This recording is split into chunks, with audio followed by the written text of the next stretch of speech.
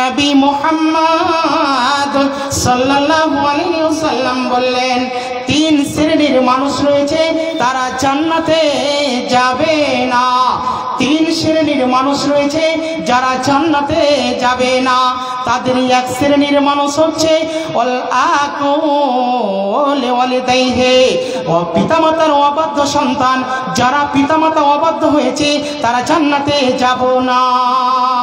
দ্বিতীয় বলা হলো ওয়াদাইয়ুস, যারা বেহায়াপনা, নিজের বাড়িতে বেহায়াপনার সুযোগ দানকারী ব্যক্তি জান্নাতে যাবে না। তিন নম্বর হলো ওয়ারাজুলাতুন নিসা, যেই মহিলাটা পুরুষের বেশ ধারণ করে সেই মহিলাটা জান্নাতে যাবে না। বন্ধু আমার, ভাই আমার, অত্র হাদিসখানা থেকে আমরা তিনটি জিনিস জানতে পারলাম। তিন শ্রেণীর মানুষ জান্নাতে যাবে না বুঝতে পারলাম। তার এক নম্বর হলো পিতামাতার অবাধ্য সন্তান জান্নাতে যাবে না। আজকে সমাজে পিতামাতার কি অবস্থা একটু খোঁজ নিয়ে দেখো। শুধু আমার আপনার নয়, সারা বিশ্বে একই কন্ডিশন, একই অবস্থা, প্রত্যেকটা গ্রামে একই অবস্থা।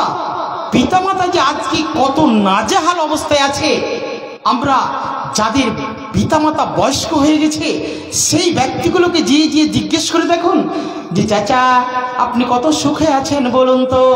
বলবে বেটা রে, আমার চাইতে দুঃখ আর কাউরের নয়। কেন চাচা? আপনার তো দু চারটা ছেলে রয়েছে, আপনার তো দু চারটা মেয়ে রয়েছে, আপনার তো সম্পত্তি রয়েছে, কেন আপনি এত অসন্তুষ্ট কথা বলছেন? বলবে বাবা রে, তারা মেয়ে ছেলে নিয়ে সুন্দরভাবে করে কর্মে খাচ্ছে, সুন্দরভাবে জীবনযাপন করছে, কিন্তু আমি আর তোমার চাচি কোনোদিন সন্তুষ্ট হতে পারলাম না। তাদের কাছে ঢের হয়ে গিয়েছে, আমাদেরকে কি করেছে? একখানা বৈঠকে শুতিয়ে দিয়েছে, সেই জায়গাতে আমাদেরকে ফেলে রেখেছে। ওরে কুলাঙ্গার সন্তান, আমি তোমাকে বলছি রাসূলের হাদিস দিয়ে, তুমি যদি এই পিতামাতাকে যদি কি করো, অবাধ্য করে ফেলে রাখো, পিতামাতার প্রতি যদি তুমি রাজি না থাকো, সন্তুষ্ট না হও, এই কুলাঙ্গার তোমার জন্য রাসূল বললেন এই কুলাঙ্গার সন্তান জাহান্নামে যাবে, এই কুলাঙ্গার সন্তান জান্নাতে যাবে না। এই কারণে রাসূল সাল্লাল্লাহু আলাইহি সাল্লাম বললেন যেই সন্তান পিতামাতার অবাধ্য সন্তান জান্নাতে যাবে না, যাবে না। তাহাজ্জুদ পড়েও বেটা তুমি জান্নাতে যেতে পারবে না। কেন? তোমার বাপ নারাজ রয়েছে, তোমার বাপ এই ঠান্ডাতে হুলহুল করে কাঁপছে। তোমার মেয়ের পোশাক দেখো, তোমার স্ত্রীর পোশাক দেখো, তোমার ছেলের পোশাক দেখো, আর একটা বুড়ো বয়সে রেখেছ, কোনো তার গায়ে জ্যাকেট নেই, সে ঠান্ডায় হুলহুল করছে। এর জন্য এই কুলাঙ্গারকে জান্নাতে যেতে পাবে না, এই কুলাঙ্গারকে জাহান্নামে যেতে হবে। সমাজে অবস্থা এরকম নয়? আপনারা অনুভব করছেন? বিশেষ করে যারা বৃদ্ধা, বিশেষ করে যারা আমার বয়স্ক চাচারা অনুভব করছেন? তাহলে সবাই নয়, অনেকে আমরা বাপকে ভালোবাসি, মাকে ভালোবাসি, কিন্তু অনেকে আবার ঘৃণা করি। ঘৃণা করার কারণটা হলো যে সেই বইয়ের কথা শুনে সে কি করে, মা বাপকে ঘৃণার চোখে দেখে। এটা ঠিক নয়। আমি বলে রাখছি, আপনি যদি আজকে আপনার পিতামাতাকে যদি অবদ্ধ হয়ে থাকেন, অবদ্ধ করে রাখেন, আমি বলছি আপনার যদি কোনো সন্তান সন্ততি থাকে, আপনি যখন আপনার বাবার বয়সে পৌঁছে যাবেন, তখন আপনাকে কি করবে?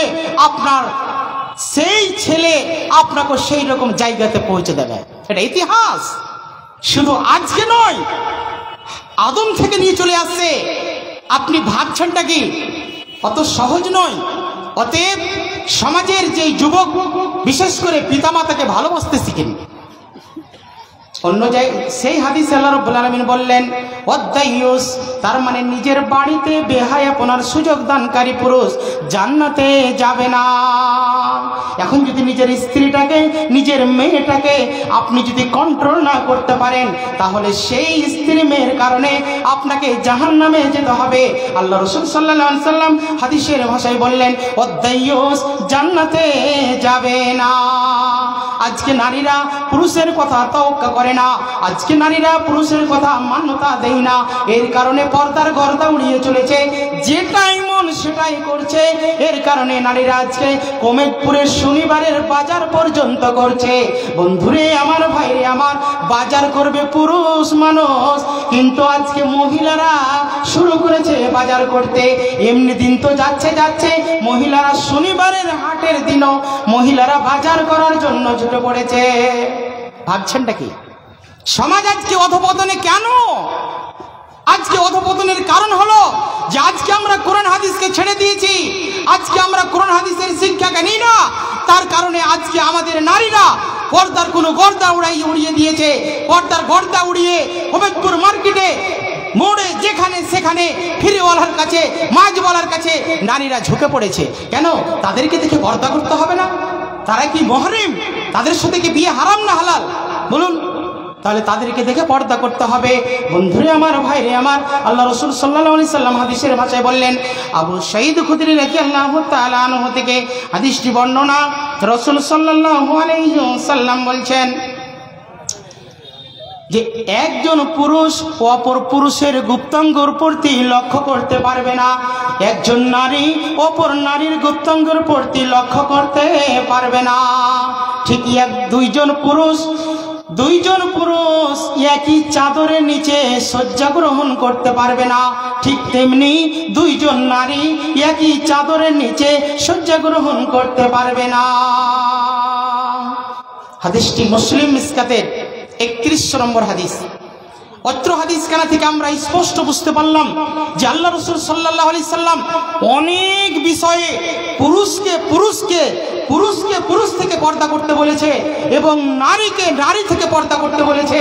তাহলে নারীকে নারী থেকে পর্দা করতে বলে, পুরুষকে থেকে যদি পর্দা করতে বলে, তাহলে একজন পুরুষকে নারী থেকে কিভাবে পর্দা করতে হবে, একজন নারীকে পুরুষকে থেকে কিভাবে পর্দা করতে হবে, আপনি অনুভব করতে পারছেন না? অন্য হাদিসে আল্লাহ রাসূল সাল্লাল্লাহু আলাইহি সাল্লাম বললেন, عن ابن مسعود رضي الله تعالى عنه قال قال رسول الله صلى الله عليه وسلم لا تباشر المرأة فتنعتها لزوجها كأنه ينظر إليها। ইবনে মাসউদ রাদিয়াল্লাহু তাআলা আনহু বলেন, রাসূল সাল্লাল্লাহু আলাইহি সাল্লাম বলেছেন, লা তুবাশিরুল মারআতুল মারআতা, তোমরা একজন নারী অপর নারীর অঙ্গর সাথে অঙ্গ লাগাতে পারো না, একজন নারী অপর নারীর মানে গায়ে গায়ে স্পর্শ করতে পারো না। কেননা তুমি যদি ওই নারীর বিবরণ তোমার স্বামীকে এসে দাও, তাহলে তোমার স্বামী, আমরা স্পষ্টভাবে বুঝতে পারলাম যে একজন নারী থেকে যদি নারীকে পর্দা করতে হয়, একজন পুরুষকে যদি পুরুষ থেকে যদি পর্দা করতে হয়, তাহলে আমাদের বিবাহের অনুষ্ঠানে কি করে মানুষ, ভাইরে আমার, এগুলো সমাজের ক্যান্সার না তো কি বলুন? এইগুলো সমাজে ক্যান্সার। আজকে সেই নারী তার ফুফাতো ভাইকে, খালাতো ভাইকে, চাচাতো ভাইকে এই মাথায় বিয়ে লাগলে ওই মাথায় নারী এসে সেই ভাই মনে করে তাকে হলদি মাখাতে লাগলো, তাকে থুবড়া খাওয়াতে লাগলো। এটা হচ্ছে সমাজে অনেক অনেক জঘন্যতম অপরাধ। বন্ধুরে আমার, ভাইরে আমার, এই সমাজের ক্যান্সারকে আমাকে আপনাকে উঠাতে হবে, আমাকে আপনাকে সেই ক্যান্সার উঠাতেই হবে, নচেত এর জন্য কিয়ামতের দিন জবাবদাহি করতে হবে, এর জন্য জাহান্নামে চলে যেতে হবে। বন্ধুরে আমার, ভাইরে আমার, এই বিবাহ অনুষ্ঠান প্রত্যেকটা গ্রামে হচ্ছে, প্রত্যেকটা বিবাহে আজকে উলঙ্গ হয়ে হলদি মাখামাখি চলছে, আজকে বেপর্দা হয়ে হলদি মাখামাখি চলছে, থুবড়া খাওয়া খাই চলছে। এই সমাজের ক্যান্সার আমাদেরকে উঠাতে হবে। আরো কথা বলি, একই প্যান্ডেলে মহিলা আর পুরুষ একই প্যান্ডেলে খাওয়া দাওয়া চলছে, এটা শরীয়ত সাপোর্ট করবে না। আজকে আমরা এই জিনিসটাকে মেনে নিতে পারছি না। বন্ধুরে আমার, ভাইরে আমার, আপনি আমি একটা আলেমকে জাফর দিয়েছেন, সেখানে খেতে গিয়ে লজ্জাতে ঘুরে আসতে হচ্ছে, কেননা সেখানে বেপর্দা মহিলারা বসে আছে, বেপর্দা যুবক বসে আছে, সবাই সেখানে বসে আছে। একজন আলেম, একজন হাসি সাহেব, একজন মুমিন সেই জায়গাতে কি করে খানা খেতে পারে, সেই দাওয়াতকে কি করে কবুল করতে পারে। বন্ধুরে আমার, ভাইরে আমার, এই সমাজের ক্যান্সারগুলো আমাদেরকে উঠাতে হবে। মহিলার আলাদা প্যান্ডেল করতে হবে, মহিলা আলাদা খাবে। যদিও না পারেন তাহলে একই প্যান্ডেল হলে একবার পুরুষকে বসিয়ে দেন, একবার নারীকে বসিয়ে দেন, তাহলে কিছুটা হলো পর্দার ব্যাঘাতটা রক্ষা থাকবে। না হলে আজকে সমাজে পর্দা উঠে গেল। এর কারণে সমাজ দায়ী। সমাজের মডল সরকার থেকে নিয়ে, সমাজের আলেম থেকে নিয়ে, সমাজের ইমাম থেকে নিয়ে আমরা সবাই দায়ী। কাল কিয়ামতের মাঠে আমাদেরকে এর জন্য জবাবদিহি করতে হবে, বিকল্প কোনো রাস্তা নাই, করতেই হবে। অন্য জায়গাতে আল্লাহ রাব্বুল আলামিনের নবী বললেন, আল হায়াউ মিনাল ঈমান ওয়াল ঈমানু ফিল জান্নাহ। আল্লাহ রাসূল সাল্লাল্লাহু আলাইহি সাল্লাম হাদিসের ভাষায় বললেন যে আল হায়াউ মিনাল ঈমান, ইমানটাই হচ্ছে, হায়াটা হচ্ছে লজ্জা, আর লজ্জা হচ্ছে ইমান, আর ইমানটা হচ্ছে জান্নাতে যাওয়ার মাধ্যম। আর যদি আমার আপনার ইমান না থাকে, হায়া না থাকে, তাহলে তার কাছে ইমান আসতে পারে না। কেন? হায়া করতে হবে। আল্লাহ রাসূল সাল্লাল্লাহু আলাইহি সাল্লাম বললেন আল হায়াউ মিনাল ঈমান, হায়া করতে হবে। হায়াটাই হচ্ছে লজ্জা, আর লজ্জাই হচ্ছে ইমান, আর সেই ইমান হচ্ছে জান্নাতে যাওয়ার মাধ্যম। তাহলে আমার আপনার কাছে যদি ইমান না থাকে, হায়া না থাকে, তাহলে ইমান আসতে পারে না। বন্ধুরে আমার, ভাইরে আমার, তাহলে আমাকে আপনাকে হায়া করতে হবে। আজকে হায়া শরম সমাজ থেকে উঠে গেল। আজকে হায়া শরম না থাকার কারণে আমাদের জান্নাত হারিয়ে যাবে। অতএব আমি মা বোনদেরকে বলবো, হায়া করতে শিখেন, পর্দা করতে শিখেন।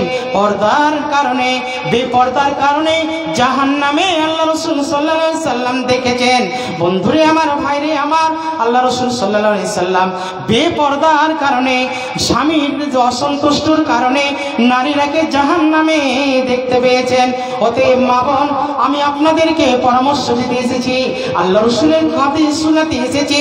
সেই কথাগুলো শুনে আমলে পরিণত করার চেষ্টা করুন, তাহলেই জান্নাত পাওয়া যাবে, তাহলে আখিরাত ধন্য হবে। নচেত জীবনটাই ব্যর্থ হয়ে যাবে। কাল কিয়ামতের মাঠে কোনো দিন কোনো জিনিস কাজে আসবে না। আমল করে যেতে হবে। আমল যদি সলিড না থাকে, তাহলে কিয়ামতের মাঠে জবাবদাহি করতে হবে, প্রশ্নের মুখোমুখি হতে হবে, প্রশ্নের অ্যানসার দিতে হবে। বন্ধুরে আমার, ভাইরে আমার, তাহলে প্রত্যেকটা মানুষকে কিয়ামতের মাঠে কবরে প্রশ্নের মুখোমুখি হতে হবে। কাউকে আল্লাহ ছেড়ে দেবে না। অন্য জায়গাতে আল্লাহ রাব্বুল আলামিন বলছেন, জারির ইবনে আব্দুল্লাহ রাদিয়াল্লাহু তাআলা আনহু বলেন, রাসূল সাল্লাল্লাহু আলাইহি সাল্লামকে আমি জিজ্ঞেস করলাম, হঠাৎ যদি নারীদের প্রতি দৃষ্টি পড়ে যায় তাহলে কি করব? রাসূল সাল্লাল্লাহু আলাইহি সাল্লাম বললেন, তাহলে তোমার চোখটাকে ফিরিয়ে নেবে। হাদিসটি মুসলিম মিসকাতের 3104 নম্বর হাদিস। অত্র হাদিসখানা থেকে আমরা স্পষ্টভাবে বুঝতে পারলাম, একজন নারীর প্রতি হঠাৎ যদি দৃষ্টি পড়ে যায় তাহলে দ্বিতীয়বার আর ফেলা যাবে না। প্রথমবার দৃষ্টি থেকে আল্লাহ রাসূল নিচে করতে বললেন, দৃষ্টি থেকে ফিরিয়ে নিতে বললেন। তাহলে নারীর দিকে শেষায় যদি তাকা যায় তাহলে আলহামদুলিল্লাহ, তাহলে শেষ ছাই পর্যন্ত সে কি করতে পারবে? যদি তাকিয়ে থাকে তাহলে সেই কুলঙ্গারকে রাসূল বললেন তাকে গুনাহগার সাব্যস্ত করা হবে। কেন? যে আল্লাহ রাসূল সাল্লাল্লাহু আলাইহি সাল্লাম একবার দৃষ্টি যদি কোনো নারীর প্রতি পড়ে যায় তাহলে সেই দৃষ্টিতে সেই গুনাহটাকে আল্লাহ রাব্বুল আলামিন ক্ষমা করে দিবে। কেন? তার দিকে আর দ্বিতীয়বার তাকানো যাবে না। হঠাৎ পড়ে গেছে, রাস্তায় চলছি, সেই নারীর প্রতি লক্ষ্য হয়ে গেছে, দৃষ্টি পড়ে গেছে, দৃষ্টিটা ফিরিয়ে নিন। আবার যদি স্বেচ্ছায় তার দিকে তাকান তাহলে সেটাই হবে গুনাহ। আর এই গুনার কারণে জাহান্নাম হারাম, মানে জান্নাত হারাম হয়ে যাবে, জাহান্নাম অনিবার্য হয়ে যাবে। আজকে সমাজের কুলাঙ্গারেরা, আজকে সমাজের নারীরা, আজকে সমাজের যুবকেরা এখনই গিয়ে দেখেন সেই মেলাতে, সেই দোকানে কি করে তারা কি করছে, একজন নারীকে জিলাপি নিয়ে দিচ্ছে, একজন নারীকে এই জলসাতে, অনেক জলসাতে রিপোর্ট এসছে যে তারা কুকর্ম করে ধরা পড়েছে। এটা দুঃখজনক বিষয়। একটা কোরআন হাদিসের আলোচনা চলবে, দিনী প্রোগ্রাম চলবে, আর সেই অনুষ্ঠানকে কেন্দ্র করে নারী পুরুষ ধরা পড়বে, এটা শরীয়ত মেনে নেবে না। এর কারণে আল্লাহ রাব্বুল আলামিন নারীরাকে বলেছেন যে তোমরা পর্দা করো। তোমরা যদি পর্দার মধ্যে থাকো তাহলে সেই কুলাঙ্গারেরা, যেই যুবকেরা হতো, না হলে তাকে বাড়ি কেটে যেতে হতো, কোনো বিকল্প রাস্তা হতো না। কিন্তু এই দোকান দেওয়াতে শুধু এখানে বলিনি, প্রত্যেকটা জায়গাতে আজকে এই জলসাকে কেন্দ্র করে দোকান আমরা দিচ্ছি।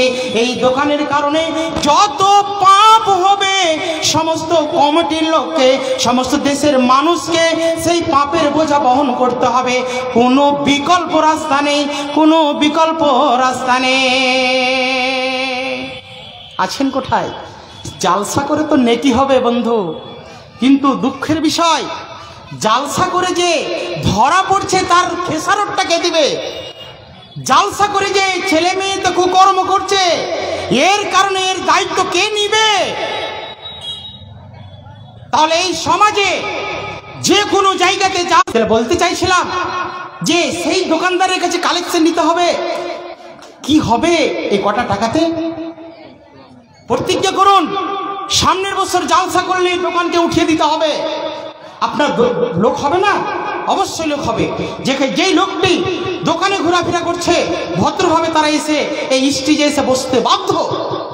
কিন্তু আজকে দোকান চলছে, তার কারণে প্রত্যেকটা জায়গাতে ভিড় মিটে না। এর জন্য তাই আমরা সমাজের লোক। বলতে চাইছিলাম অন্য জায়গাতে আল্লাহ রাব্বুল আলামিনের নবী বললেন, জাবির রাদিয়াল্লাহু তাআলা আনহু বলেন, রাসূল সাল্লাল্লাহু আলাইহি ওয়াসাল্লাম বলেছেন, নিশ্চয় মহিলারা শয়তানের আকৃতিতে আসে এবং শয়তানের আকৃতিতে যায়। নবী আমার বললেন, তোমাদের কোনো মহিলাকে দেখে যদি ভালো লাগে, তোমাদের কোনো মহিলাকে দেখে যদি অন্তরে গেঁথে যায়, তাহলে তুমি বাড়ি চলে যাও। বাড়ি গিয়ে তোমার আমরা স্পষ্ট বুঝতে পারলাম যে ওই বেপর্দা মহিলাকে, ওই বেপর্দা নারীকে শয়তানের সাথে তুলনা করেছেন এবং তাদের ক্ষতি মানুষের সমাজের কি করতে পারে, ধ্বংস মানে ক্ষতি হতে পারে। এই বলে আল্লাহ রাসূল সাল্লাল্লাহু আলাইহি সাল্লাম আমাদেরকে সতর্ক করেছেন। তাহলে একজন মহিলা যখন বাড়ি থেকে বের হয়, শয়তান তাকে মানে খারাপ কাজের দিকে উদ্বুদ্ধ করার জন্য চেষ্টা করে। একজন বেপর্দা মহিলা যখন রাস্তাঘাটে বের হবে, তখন শয়তান তার পিছে লেগে যাবে। শয়তান তাকে নগ্ন করার জন্য উদ্বুদ্ধ করবে, শয়তান তাকে উলঙ্গ করার জন্য, বেপর্দা করার জন্য সেই মহিলার পিছে শয়তান লেগে যাবে। আজকে সমাজ তাই হচ্ছে। আজকে মা বোনেরা বাড়ি থেকে যখন বের হচ্ছে তখন বেপর্দা হয়ে বের হচ্ছে, বাড়ি থেকে যখন বের হচ্ছে বেপর্দা হয়ে বের হচ্ছে, স্কুল যখন যাচ্ছে বেপর্দা হয়ে স্কুল যাচ্ছে। বন্ধুরে আমার, ভাইরে আমার, মমতা সরকার সাইকেল দিল। আপনি একজন মৌলানা সাহেবের মেয়ে, আপনি একজন হাজী সাহেব আর তার মেয়ে, মৌলানা সাহেবের মেয়ে আর সেই মুমিন ব্যক্তির মেয়ে সাইকেল চালিয়ে চালিয়ে কি করে হাই স্কুল যেতে পারে, কি করে হরিশ্চন্দ্রপুর স্কুল যেতে পারে, কি করে শামসি কলেজ যেতে পারে? বন্ধুরে আমার, ভাইরে আমার, একজন যুবক মেয়ে সাইকেল চালিয়ে চালিয়ে পড়তে যেতে পারে না। কেন? একজন যুবক মেয়ে সাইকেল চালাতে পারে না। সাইকেল চালাতে গেলে তার আকার আকৃতি সব বোঝা যাবে, কুলাঙ্গারেরা তার পাশে পিছনে লেগে যাবে। তাহলে আজকে মৌলানা সাহেবের মেয়ে বলুন, হাজী সাহেবের মেয়ে বলুন, আর সেই মানে ইমাম, মডল, মতব্বর যাদেরই মেয়ে বলুন না কেন, আজকে বেপর্দা হয়ে স্কুল যাচ্ছে। আমি আপনাকে পড়াতে নিষেধ করিনি, আপনাকে স্কুল পাঠাতে আমি নিষেধ করিনি, তাহলে আপনার মেয়েটা, আপনার যুবতী মেয়েটা পর্দা হয়ে যেতে হবে। এটা হচ্ছে আল্লাহর বিধান, এটা হচ্ছে নবীর বিধান। অতএব পর্দা হয়ে যদি না চলে, রাস্তাঘাটে যদি বেপর্দা হয়ে চলে, তাহলে সেই মহিলাটাকে রাসূল সাল্লাল্লাহু আলাইহি সাল্লাম বললেন শয়তান উদ্বুদ্ধ করার জন্য তাকে চেষ্টা চালাবে, তাকে উলঙ্গ করার জন্য তাকে চেষ্টা চালাবে। অতএব ভাইরে আমার, বন্ধুরে আমার, আমার আপনার মেয়েকে স্কুল যাওয়া থেকে বন্ধ আমি করতে বলিনি, তাকে পর্দা করার জন্য পরামর্শ দিলাম।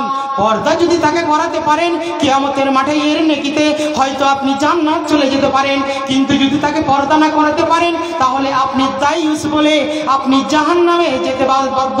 কেননা রাসূল সাল্লাল্লাহু আলাইহি ওয়াসাল্লাম বললেন দায়ুস জাহান্নামে যাবে, দায়ুসের জন্য জান্নাত হারাম। গুণ, নারীদের গুণ বলে একজন নারীর ব্যাপারে আল্লাহ রাব্বুল আলামিনের নবী বললেন লাইসা লিন-নিসায়ে তারুকুত তারিক নাকি বলে হাদিসটা আছে, ওয়াস্তুত তারিক। আল্লাহ রাসূল সাল্লাল্লাহু আলাইহি সাল্লাম বললেন একজন নারী রাস্তাতে কিভাবে চলবে, একজন নারী রাস্তাতে বেপর্দা হয়ে চলতে পারে না।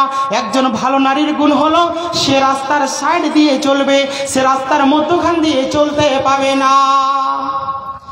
নারীরা রাস্তার মধ্যখান দিয়ে চলতে পাবে না, এটা রাসূল সাল্লাল্লাহু আলাইহি সাল্লাম বললেন। আর আজকে নারীরা আজকে বেপর্দা হয়ে কমেদপুর মার্কেট করতে যাচ্ছে, আজকে বেপর্দা হয়ে বন্ধন লোন উঠাতে যাচ্ছে, আজকে বেপর্দা হয়ে নারীরা যেখানে সেখানে যাচ্ছে, ব্যাংকে যাচ্ছে, ব্লকে যাচ্ছে, পঞ্চায়েতে যাচ্ছে। কজন নারী পর্দা করে যাচ্ছে, ফ্যাশন করে করে করে করে যাচ্ছে। ও মা আমার, ও বোন আমার, ও যুবতী বোন, তোমাকে আমি বিশেষ করে কেন্দ্র করে বলছি, রাসূলের হাদিস দিয়ে তোমাকে বুঝাতে এসেছি। তুমি আজকে থেকে প্রতিজ্ঞা করো বেপর্দা হয়ে রাস্তাঘাটে চলবো না। বেপর্দা হয়ে রাস্তাঘাটে চললে তোমার আখিরাত বরবাদ হয়ে যাবে, বেপর্দা হয়ে রাস্তাঘাটে চললে তোমার জান্নাত হারিয়ে যাবে, তোমার জন্য জাহান্নাম অনিবার্য হয়ে যাবে। অতএব পর্দা করুন, পর্দা ছাড়া বিকল্প রাস্তা নেই, পর্দা করা বিকল্প রাস্তা নেই। কেননা যেই সব কারণে নারীরা জাহান্নামে যাবে তারই একটি হচ্ছে বেপর্দা নারী। তাহলে নারীরা যদি বেপর্দা হয়ে চলে তাহলে নারীরা জাহান্নামে যাবে, এটাই বাস্তব, এটাই বাস্তব। আছি কোথায়? উঠিয়ে দিয়েছে, গর্দা উড়িয়ে দিয়েছে এই টাকাতে, এই বন্ধন লোনে, এই টাকাতে। কেননা নারীরাকে যদি টাকা না দেওয়া যায় তাহলে সেই নারীগুলোকে বাড়ি থেকে বের করা সম্ভব নয়। এর কারণে ওই নারীগুলোকে টাকার লালচ দেখিয়ে তাদেরকে কি করা হয়েছে, বাড়ি থেকে বের করে বেপর্দা করে নারীরাকে আনাচে কানাচে রাস্তাঘাটে মাঠে আমরা নামিয়ে ফেলেছি, আমাদের গর্দা উড়িয়ে দিয়েছি, পর্দার গর্দা উড়িয়ে দিয়েছি। বন্ধুরে আমার, ভাইরে আমার, এর জন্য কাল কিয়ামতের মাঠে আমাকে আপনাকে শাস্তি ভোগ করতে হবে। আমাকে আপনাকে দায়ুস হিসাবে রাসূলের হাদিস অনুযায়ী আমাকে আপনাকে জাহান্নামে যেতে হবে, জান্নাতে যাওয়ার কোনো সুযোগ থাকে না। অথচ এই বন্ধন লোন, কৃষি লোন, যত প্রকারের লোন আছে, এটা হচ্ছে সুদের ব্যবসা, এটা হচ্ছে সুদ। এই সুদ যদি আমি জেনে শুনে খাই তাহলে আমার কোনো ইবাদত কবুল হবে না। যতই নামাজ পড়ে পড়ে ঘরটা ফেলে দেন, তাহাজ্জুদ পড়ে ঘরটা, হালাল খাদ্য লাগবে। হালাল খাদ্য যদি না হয় তাহলে আমার ইবাদত কবুল হবে না। হালাল খাদ্য সুদটা নয়, পরিশ্রম করে ছোট্ট ব্যবসা হলেও ব্যবসাকে আল্লাহ রাসূল বরকত বলেছে, এই ব্যবসাতে বরকত রয়েছে। কিন্তু আমরা সুদের টাকা দিয়ে ব্যবসাকে বড় করতে করতে করতে করতে আমরা অনেক বড় করে দিয়েছি। বন্ধুরে আমার, ভাইরে আমার, এই টাকা ইনকাম করে চাল কিনে ভাত খেয়ে কোনো ইবাদত কবুল হবে না। আছি কোথায়?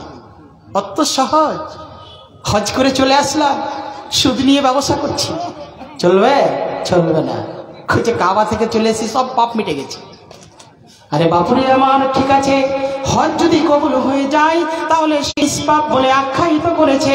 কিন্তু হজ যদি ওই টাকাটা যদি হালাল না থাকে তাহলে আপনি কাবাতে গিয়ে বলবেন লাব্বাইক আল্লাহুম্মা লাব্বাইক, আল্লাহ তোমার দরবারে এসে হাজির হয়েছে। আল্লাহ বলবেন লা লাব্বাইক, যাও যাও যাও যাও, তোমার দোয়া কবুল করা হবে না। কেন না? তুমি মেয়েকে মেরে তুমি এসেছ, মেয়েকে জমি দিয়ে আসনি, ছেলের নামে রেজিস্ট্রি করে তুমি কি করেছ? হজ করতে এসেছ। হালাল টাকা দিয়ে তুমি হজ করতে আসনি, হারাম টাকা নিয়ে তুমি হজ করতে গিয়েছ। এর কারণে আল্লাহ বলবেন লা লাব্বাইক, তোমার লাব্বাইকে আমি রাজি নই। মজা, হজ কবুল হলে তো নিষ্পাপ, কিন্তু হজ কবুল হয়েছে কিনা এর নিশ্চয়তা দেবে কে? তাহলে আমি আপনি দেব। কেন? আমি কিভাবে ইনকাম করি, কতটা হারাম ইনকাম করি, কতটা হালাল ইনকাম করি, আমি সেটা ক্যালকুলেশন করতে পারবো, আপনি সেটা পারবেন, কিন্তু আমি আপনাকে সন্দেহ করে বলতে পারবো না। কেন? তো আপনি কিভাবে ইনকাম করেছেন সেটা আপনার ব্যক্তিগত ব্যাপার। এই কারণে যদি টাকা হালাল না হয় তাহলে হজ কোন কথা, সিয়াম কোন কথা, নামাজ কোন কথা, কোনো ইবাদত কবুল হবে না। হালাল রুজি শর্ত আছে, ইবাদত কবুল হওয়ার জন্য হালাল রুজি শর্ত রয়েছে। বন্ধু, তাহলে সুদের টাকা দিয়ে চাউল কিনে খেয়ে ইবাদত কবুল হবে? হবে না। তাছাড়া সুদের ব্যাপারে আল্লাহ রাসূল সাল্লাল্লাহু আলাইহি ওয়াসাল্লাম এত জঘন্যতম অপরাধ মানে শাস্তির কথা বলেছেন। আমার বিষয় সেটা নয়, কিন্তু হালকাভাবে একটু টাচ করে নিই। আল্লাহ রাসূল সাল্লাল্লাহু আলাইহি ওয়াসাল্লাম এক হাদিসের ভাষায় বললেন, সুদের 70টি স্তর রয়েছে। 70টি স্তরের মধ্যে সবচাইতে যেটা নিম্নতম পাপ, সবচাইতে যেটা ছোট পাপ, সেই পাপটা হলো নিজের মায়ের সঙ্গে বিবাহ হওয়া, নিজের মায়ের সঙ্গে জেনা করা। বন্ধুরে আমার, ভাইরে আমার, কোনো ব্যক্তি চাইবে না যে নিজের মায়ের সঙ্গে বিবাহ হোক, নিজের মায়ের সঙ্গে জেনা হোক। নাউজুবিল্লাহি মিন জালিক, এটা গায়ে লাগবে, লাগারই কথা। কিন্তু রাত দিন যে সুদ খাচ্ছেন, আপনার গায়ে ফোসকা পড়ে না কেন? আপনার গায়ে রক্ত আছে না পুজ আছে? আপনি একটা চিন্তা ভাবনা করেন না কেন? আপনি মস্তিষ্ক দিয়ে আল্লাহ যে আপনাকে মেধা শক্তি দিয়েছে, সেই মেধা শক্তি দিয়ে চিন্তা ভাবনা করলেন না কেন? সুদের টাকাটা যে আমার পকেটে আসলো, সেটা হালাল হলো না হারাম হলো, আপনাকে ভেবে চিন্তে কাজ করতে হতো, কিন্তু আপনি ভেবে চিন্তে কাজ করলেন না। কেন না? আল্লাহ রাসূল সাল্লাল্লাহু আলাইহি ওয়াসাল্লাম বললেন, এমন একটা সময় আসবে, এমন একটা যুগ আসবে, যেই যুগটাতে মানুষ ইনকাম করবে, সেটা হালাল পথে করবে না হারাম পথে করবে, মানুষ কোনো বিবেচনা করবে না। মনে হচ্ছে সময়টা চলে এসেছে। মানুষ যে ইনকাম করছে, লক্ষ লক্ষ টাকা ইনকাম করছে, কিন্তু টাকাটা হালাল পন্থায় করছে না হারাম পন্থায় করছে, মানুষ বিবেচনা করে না, যেটা আসছে সেটাই পাকড়ে ঢোকাচ্ছে। বাবু, আপনি মুমিন, মুমিনকে পা ফেলতে হলে পদে পদে তার দুশ্মন, মুমিনকে পা সতর্কভাবে বলতে হবে, মুমিনকে সতর্কভাবে কথা বলতে হবে, না হলে মুমিনের দুশ্মন অনেক। তাহলে আপনি যদি মুমিন হন, আপনি যদি ইমানদার হন, তাহলে আপনি সুদ খেতে পারেন না। আজকেই যদি সুদ খাওয়া ব্যক্তি এই মজলিসে বসে থাকেন, তওবা করে ওঠার জন্য আপনাকে পরামর্শ দিলাম। বিগত দিনে যা খেয়েছেন আল্লাহর কাছে ক্ষমা চেয়ে নিন, আল্লাহ রাব্বুল আলামিন হয়তো আপনাকে ক্ষমা করে দিবেন, মাফ করে দিবেন। কিন্তু সুদের টাকা যদি না ছাড়েন, সুদের খাওয়া যদি না ছাড়েন, তাহলে কিয়ামতের মাঠে আপনাকে এর জন্য জাহান্নামে যেতে হবে। বন্ধুরে আমার, ভাইরে আমার, আর একটা হাদিস বলি। আব্দুল্লাহ ইবনে হানজালা রাদিয়াল্লাহু তাআলা আনহু থেকে হাদিসটি বর্ণনা। রাসূল সাল্লাল্লাহু আলাইহি সাল্লাম বলছেন, কোন ব্যক্তি যদি জেনে শুনে 1 দিরহাম বা 1টি মুদ্রা যদি সুদ খেয়ে নেয়, তাহলে 36 বার জেনা করার চাইতে কঠিন শাস্তি হবে। লেন মজা, 36 বার জেনা করার চেয়ে কঠিন শাস্তি হবে যদি জেনে শুনে সুদ খান।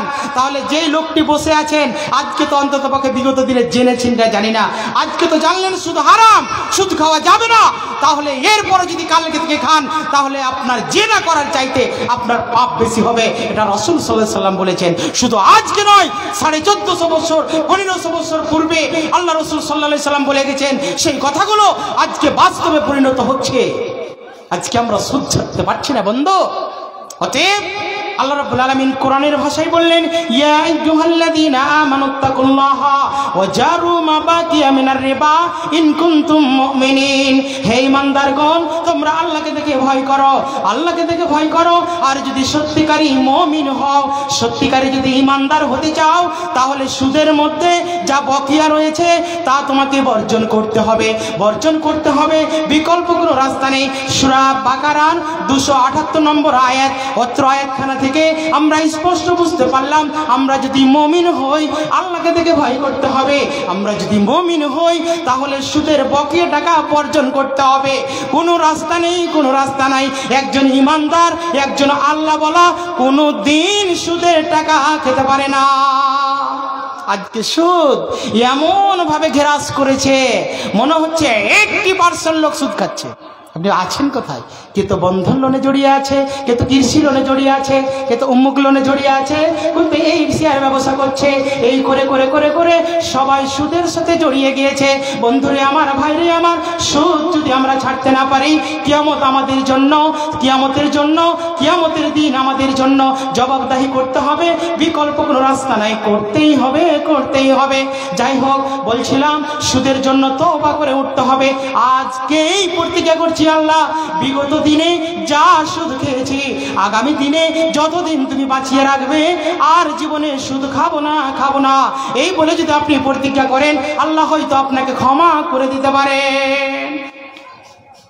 অন্য জায়গায় আল্লাহ রাব্বুল আলামিন বলছেন, আন ইবনে মাসউদ রাদিয়াল্লাহু তাআলা আনহু আনিন নবী সাল্লাল্লাহু আলাইহি সাল্লাম, আল মারাতু আওরাতুন ফাইজা খারাজাত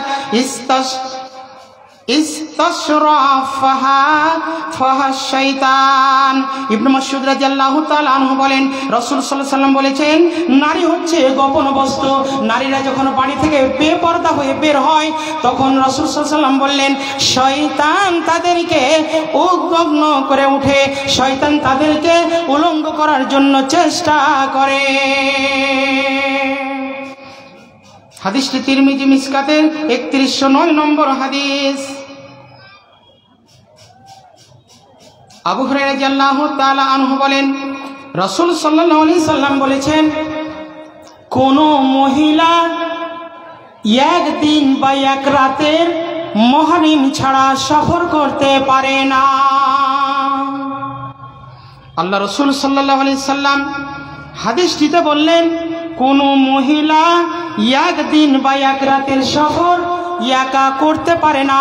মুহরিম ছাড়া যার সাথে বিয়ে না হারাম রয়েছে, সেই ব্যক্তি তার সঙ্গে থাকতে হবে, তাছাড়া একা সফর করতে পারবে না।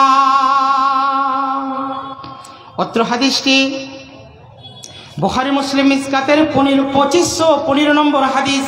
অত্র হাদিসখানা থেকে আমরা স্পষ্ট বুঝতে পারলাম যে আমাদের আজকে মহিলারা একা একাই সফর করে বেড়াচ্ছে, একা একাই শামসি কলেজ চলে যাচ্ছে, একা একাই হরিশ্চন্দ্রপুর চলে যাচ্ছে, একা একাই যেখানে সেখানে কুটুম বাড়ি চলে যাচ্ছে, রাত দিন তারা একা একাই কাটাচ্ছে। আল্লাহ রাসূল বললেন, একা একা সফর করা যাবে না। কেন? একজন মহিলা, একজন নারী একাই সফর করতে পারে না, তার সাথে মুহরিম লাগবে, তার সাথে তার বাবা থাকবে, তার সাথে তার ভাই থাকবে, না তো তার চাচা থাকবে, না তো তার চাচি থাকবে। মানে যাদের সঙ্গে বিয়ে হারাম সেই ব্যক্তিগুলো তাদের সঙ্গে থাকবে, না হলে তারা একাই সফর করতে পারে না। আজকে শামসি কলেজ মহিলারা একা একাই চলে যাচ্ছে, কোনো সমস্যা নেই। তারা কি যুবতী নয়? তারা কি বয়স হয়নি? তারা কি পর্দার বিধান তাদের উপরে নাজিল হয়নি? বন্ধুরে আমার, ভাইরে আমার, তারা বেপর্দা হয়ে একটা ওড়নাটাকে মাফলার বানিয়ে তারা শামসি কলেজ যাচ্ছে আসছে, কোনো ফ্যাক্টরি মনে করে না। আর যে মোবাইল দেখেছেন, এই মোবাইল অনেক গার্জেন, অনেক পিতা মোবাইল দিতে চায় না, কিন্তু সরকার বলছে আমি দেব, আমি দেব। সরকার টাকা দিচ্ছে মোবাইল কেনার জন্য। উদুল মুখিয়া 5000 টাকা দিল, বাপমার জন্য দোয়া চাইলো। উদুল মুখিয়া কোলহানের উদুল মুখিয়া সাহেব, উনি 5000 টাকা এই উত্তর বেতাহাল মসজিদে দান করেছেন। আল্লাহ রাব্বুল আলামিনের কাছে দোয়া চেয়েছেন, আমাদের কাছে দোয়া চেয়েছেন। আমরা দোয়া করলে আল্লাহ রাব্বুল আলামিন কবুল করবেন। তাই আমরা সকলেই ওনার জন্য দোয়া করছি যে আল্লাহুম্মা সাল্লি আলাইহি আল্লাহুম্মা বারিক আলাইহি জাযাকাল্লাহু খাইরান জাযা। আল্লাহ রাব্বুল আলামিন যেই উদ্দেশ্যে সে মুখিয়া সাহেব দান করেছেন, আল্লাহ তিনার উদ্দেশ্য তুমি ভালো জানো। রব্বুল আলামিন তুমি তার দোয়াকে সাদরে গ্রহণ করো, তার দোয়াকে মঞ্জুর করুন। আল্লাহুম্মা আমিন। বলতে চাইছিলাম সেই মহিলারা, সেই যুবকেরা আজকে মোবাইল নিয়ে এত ব্যস্ত যে মোবাইলে ধ্বংস করে দিল। মোবাইল আমাদের যতটা উপকার করছে ততটা অপকার বেশি করছে। মোবাইল যদি ব্যবহার আপনি সঠিকভাবে করেন তাহলে সেই মোবাইলে আপনাকে উপকার এনে দিবে। কেন? তাতে কোরআন হাদিসের ওয়াজ শুনতে পাবেন, কোরআন হাদিস পড়তে পারবেন, কোরআন হাদিস বুঝতে পারবেন, যা চাইবেন তাই আপনি পাবেন। আর যদি সেই মোবাইলটাকে অপব্যবহার করেন, সেই মোবাইলটা দেখতে দেখতে যত খারাপের দিকে যাবেন তত খারাপ আপনাকে সেই মোবাইল নিয়ে এসে দেবে। বন্ধুরে আমার, ভাইরে আমার, যার কাছে ইসলামে জ্ঞান নেই, যে ইসলামে বুঝে না, সেই যুবক আর যুবতীটা মোবাইল চালাতে চালাতে ফজর পর্যন্ত মোবাইল চালিয়ে শেষ করে দেয়। আবার সেই ফজরের নামাজ কাজা করে দেয়, সকালে 8টা-9টায় উঠে যায়। বন্ধুরে আমার, ভাইরে আমার, আমি অনুরোধ করব সেই যুবককে, সেই যুবতী বোনকে, মোবাইল চালাও কিন্তু লিমিটে চালাও, সময়টাকে আল্লাহর দিকে ব্যয় করো। না হলো এই সময়ের জন্য কিয়ামতের মাঠে আমাকে আপনাকে প্রশ্নের উত্তর না দেওয়া পর্যন্ত এক চুল পরিমাণ আদম সন্তান পা নড়াতে পারবে না। অনেক লম্বা হাদিস, 5টা প্রশ্নের উত্তর যতক্ষণ পর্যন্ত আমি আপনি কিয়ামতের মাঠে দিতে না পারবো ততক্ষণ পর্যন্ত আল্লাহ রাব্বুল আলামিনের নবী বলছেন আদম সন্তান পা নড়াতে পারবে না। তার মধ্যে একটা হচ্ছে তুমি সময়টাকে, জীবনটাকে কিসে অতিবাহিত করেছো। এই সময়ের মূল্য আছে। আপনি ভাবছেন যে আমাকে এমনিতে আল্লাহ সৃষ্টি করে দিয়েছেন, না, আল্লাহর একটা উদ্দেশ্য রয়েছে। ওমা খালাকতুল জিন্না ওয়াল ইনসা ইল্লা লিয়াবুদুন। আল্লাহ বলছেন আমি জিন এবং ইনসানকে সৃষ্টি করেছি কিসের জন্য? আল্লাহ আমার শুধু ইবাদত করার জন্য। আমরা ভাবছি দুনিয়াতে এসেছি, মরে যাব, শেষ হয়ে যাব। জি না, আপনার হিসাব হবে, আপনাকে মরতে হবে, মৃত্যুর মজা চিত্ত হবে।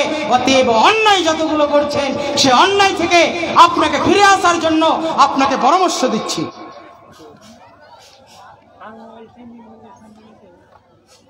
দানের ব্যাপারে ভক্ত তো আমি দানের লাইনে ভাই, ঠিক আছে। কেউ যদি দান করতে চান তাহলে কিন্তু দানেরও দরকার রয়েছে, যেহেতু মসজিদ বানাবার জন্য একটা উদ্দেশ্য আমাদের। এই উদ্দেশ্যটা মসজিদ বানাবো, মসজিদকে কেন্দ্র করে হচ্ছে জালসা। তাহলে যারা দেবেন মনে করছেন, গোপনে আল্লাহ রাসূল বলেছেন গোপনে যদি দান করেন সেটা বেশি প্রিয়। অতএব এসে টেবিলে রেখে দেন, সেটাই উত্তম।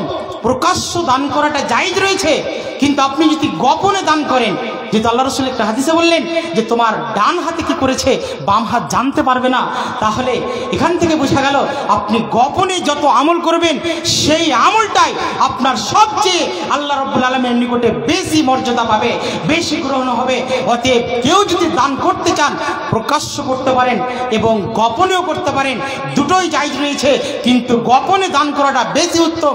অতএব কেউ দিতে চাইলে এই টেবিলে এসে রেখে দিন, আপনি নেকি পাবেন। বক্তা দোয়া করে আপনাকে জান্নাতে ঠেলে দিবে, এটা কে বলেছে? সাময়িকের জন্য মনে হচ্ছে যে বক্তা সাহেব জান্নাতে ঠেলে দিল। জি না, আপনার দান যদি কবুল না হয় তাহলে বক্তা যদি সারা রাত ওয়াজ করে যদি গলা ফাটিয়ে দেয়, দোয়া করে যদি গলা ফাটিয়ে দেয়, আর যদি দান আল্লাহ কবুল না করে কোনো লাভ হবে না। অতএব আমি অনুরোধ করব, যেই ভাইরা দান করার জন্য এসছেন, মসজিদ বানাবো বলে মনে করেছেন, তারা এসে দান করুন। দান তো করতে হবে, না হলে বরকত হবে না। দান যদি করেন, মাল দান মানে আল্লাহ রাব্বুল আলামিন নবী একটা হাদিসে বলছেন দান করলে, দানটা করলে মানে বরকত হয়, দান করলে মাল কমে যায় না।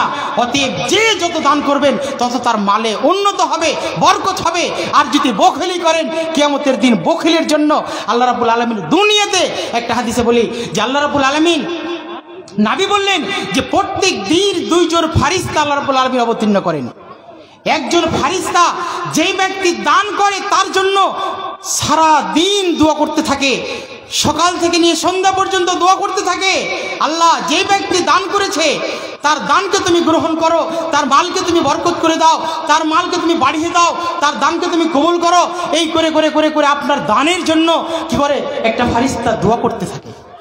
আর একটা ফারিস্তা কি করে, প্রত্যেক দিন সকালে এসে যারা বখিল, যারা কাঞ্জুস, যারা দান করবে না তাদের জন্য কি করে দোয়া করতে থাকে যে আল্লাহ সেই মালটাকে তুমি যে দিয়েছ সেই মালটাকে বরবাদ করে দাও, মালটাকে তুমি কি করো, মালটাকে ধ্বংস করে দাও। সে বখিলগিরি করছে, মসজিদে দরকার ছিল 10 লাখ টাকা, সে দিতে পারবে 1 লাখ টাকা, কিন্তু কাঞ্জুসি করার কারণে, বখিলতা করার কারণে সে দেয়নি। তুমি আল্লাহ তার মালটাকে ধ্বংস করে দাও, এই বলে বদদোয়া করবে। আর ফারিস্তার বদদোয়া আল্লাহ কবুল করবেন। অতএব আমি অনুরোধ করব প্রত্যেকটা ব্যক্তিকে, এখন না হলো পরবর্তীতে তো কালেকশন হবে, অতএব দান করবেন আপনারা নিজের মসজিদে, বিশেষ করে যারা গ্রামের লোক তারা বেশি বেশি করে দান করবেন, আর মুমিন ব্যক্তি যারা তারা বেশি করে দান করবেন। কেন মুমিন মসজিদ বানাবে, ইমানদার মসজিদ বানাবে। অতএব দান করতে শিখেন, দান করুন। দান করলে আপনার মানে ঈমান তাজা হবে, আপনার মালে বরকত হবে। তাই আমি দোয়া করি যে ভাইয়েরা দান করতে আসছেন দান করুন এবং টেবিলে রেখে দেন। আল্লাহ রাব্বুল আলামিন আপনার দানকে যেন কবুল করুন, আল্লাহুম্মা আমিন। বলতে চাইছিলাম, আমার সময় খুব কাছে আসছে।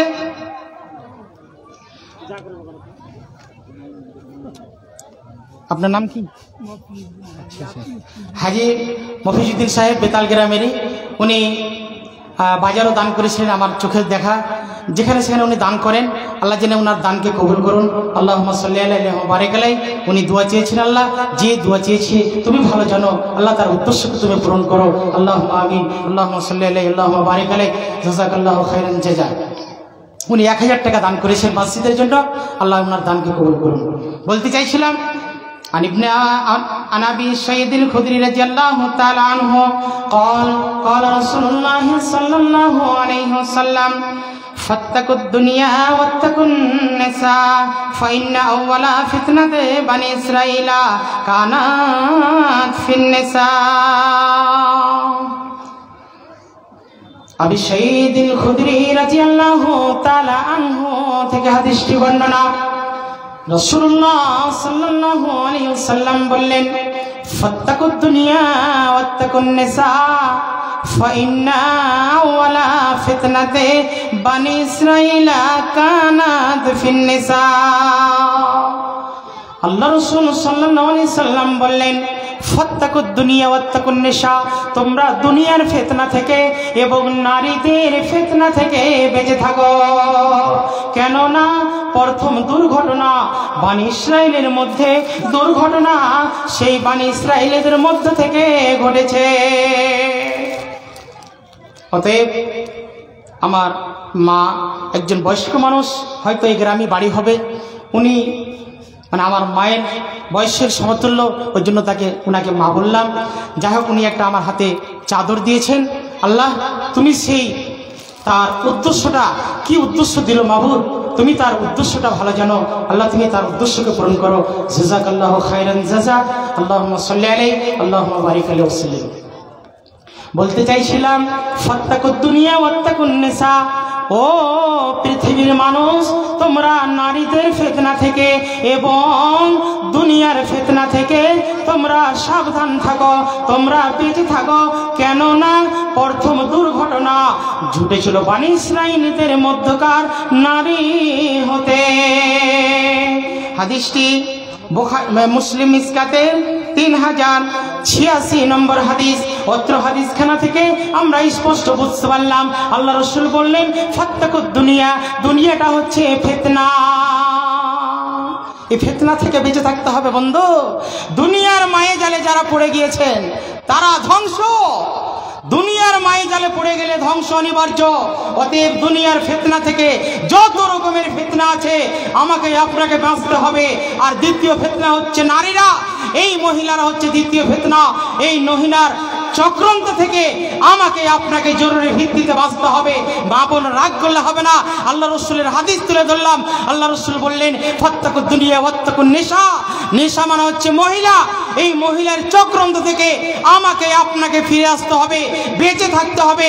আমরা যদি তাদের ফিতনায় পড়ে যাই তাহলে কিন্তু আমরা ধ্বংস, তাহলে কিন্তু আমরা ফিতনায় পড়ে যাব। অতএব মা আমার, বন্ধু আমার, ভাই আমার, বাবাজিরা আমার, সেই নারীর ফিতনা থেকে আমাদেরকে বাঁচতে হবে, দুনিয়ার ফিতনা থেকে আমাদেরকে বাঁচতে হবে।